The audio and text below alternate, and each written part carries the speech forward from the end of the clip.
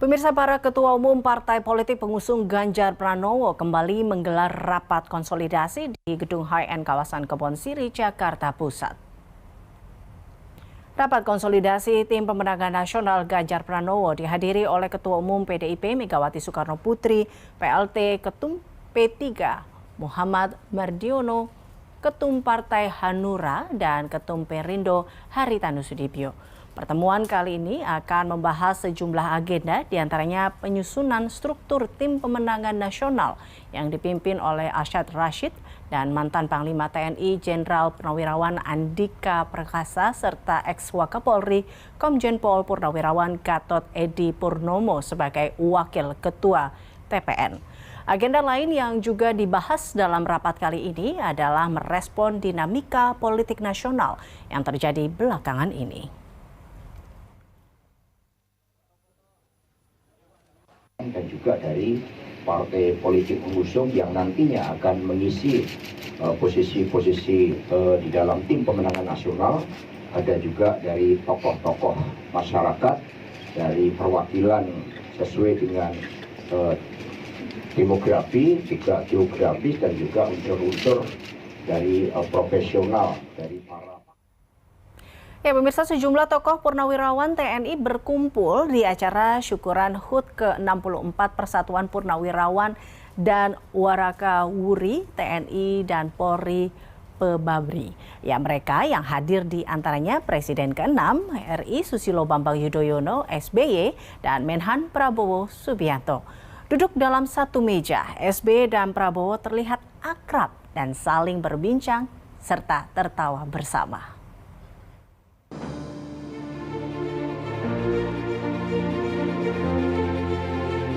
Acara syukuran HUT ke-64 Persatuan Purnawirawan dan Warakawuri TNI dan Polri Pebabri digelar di Wisma Elang Laut Jalan Diponegoro, Jakarta Pusat. Para purnawirawan ini memakai seragam batik yang sama. Dalam acara itu, SBY dan Prabowo duduk dalam satu lingkar meja yang telah disediakan.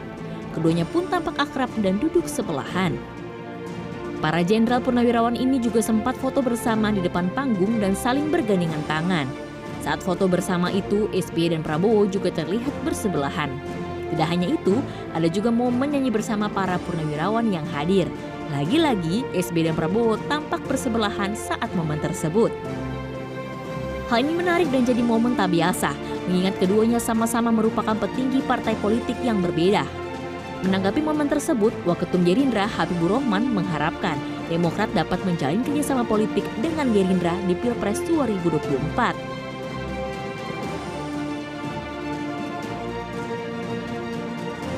Diketahui sejumlah tokoh purnawirawan TNI berkumpul di acara syukuran Pebabri. Selain SBY dan Prabowo, hadir di antaranya mantan Kepala BIN Hendro Priyono, mantan Menko Polhukam Wiranto, dan Ketua Umum Pebabri Agung Gumelar. Tim Liputan B-Universe.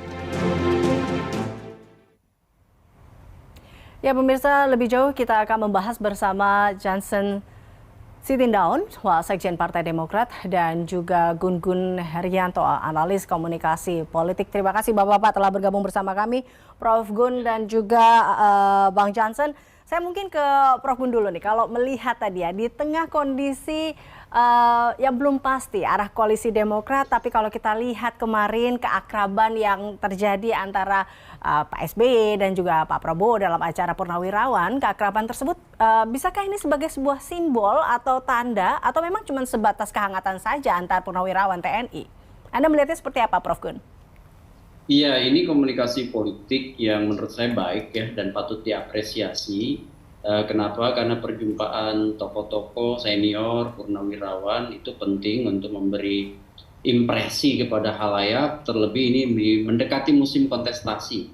Kalau ditanya tadi apakah ini punya potensi ya untuk kemudian dimensi elektoralnya, terutama dalam proses kandidasi, pengusungan capres-cawapres, ini akan sangat bergantung pada dua hal ya. Pertama, komunikasi politik elit utama, yang kemudian elit utama ini dikerucutkan pada dua nama, yaitu Pak SBY dan tentu Pak Prabowo. Intensitas komunikasi pasca panggung depan atau pertemuan seperti ini itu akan menentukan hal yang kedua, yaitu soal kesepakatan-kesepakatan politik ya menyangkut usungan, karena ini jeda waktunya tidak terlalu lama lagi, 10 Oktober, maka kemudian komunikasi politik yang kemudian pasti di dalamnya ada negosiasi harus mencapai yang disebutkan kesepakatan menyangkut tentu positioning partai, baik itu Gerindra dan Partai Demokrat. Kalau misalnya memang ya titik temunya ada, terutama dalam konteks ini adalah power sharing, sekaligus tentu titik temu dalam konteks bingkai kepentingan ya masing-masing kekuatan politik yang kemudian tentu punya interest yang awalnya berbeda, standpoint berbeda. Gerindra bagian dari pemerintahan dan Partai Demokrat kemarin di luar pemerintahan. Apakah kemudian untuk landscape politik ke depan, terutama 2024, itu ada simpul yang bisa menyatukan, ya, terutama dalam konteks ini adalah benefit of office, keuntungan dalam kekuasaan di masa mendatang. Kira-kira begitu.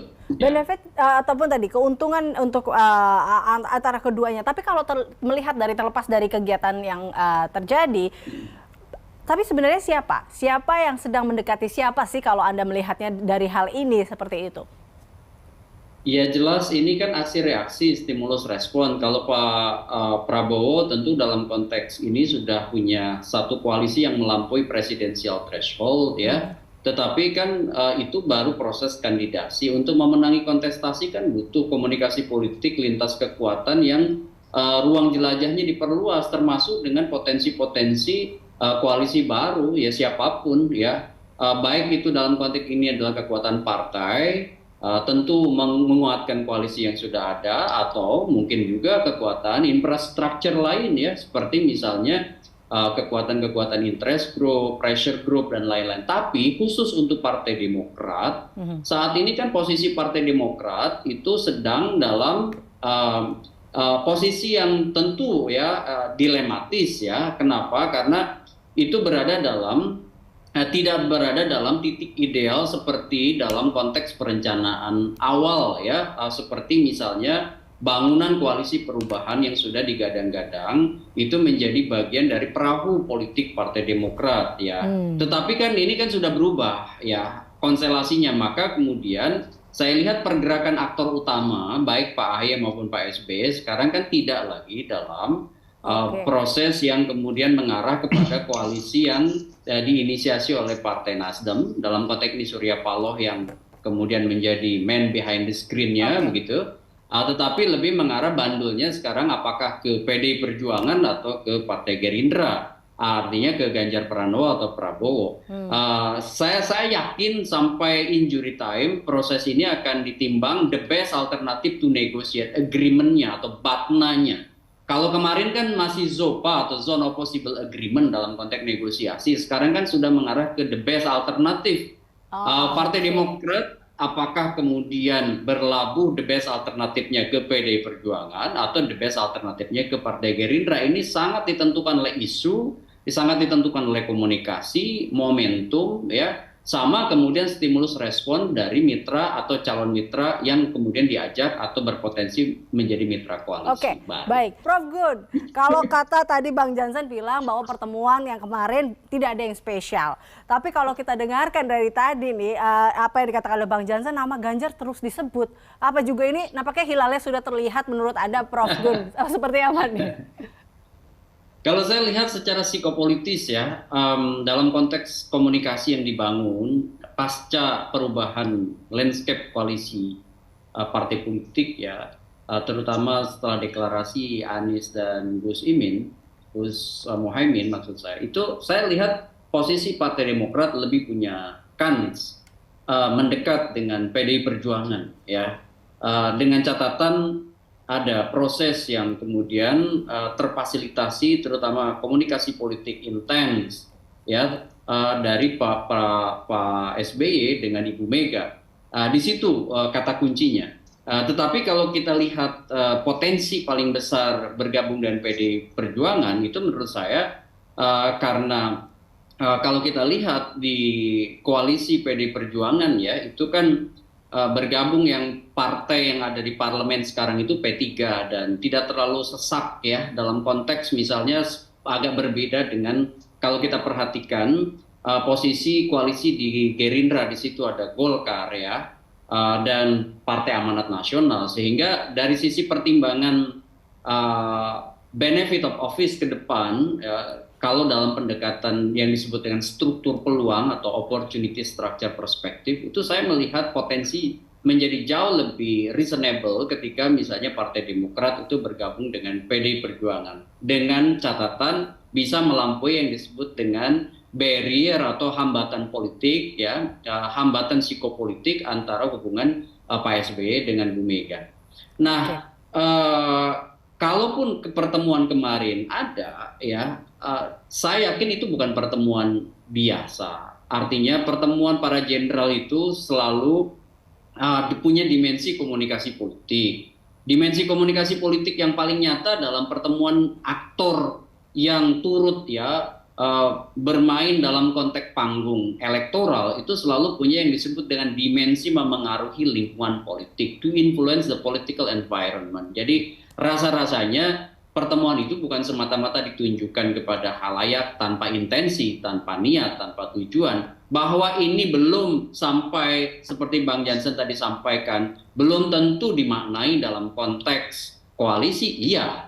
Tetapi ini adalah langkah bagian dari memperbesar area atau probabilitas komunikasi politik untuk kemudian membangun alternatif-alternatif di luar koalisi perubahan yang kemarin tentu Partai Demokrat dalam tanda petik tersakiti begitu.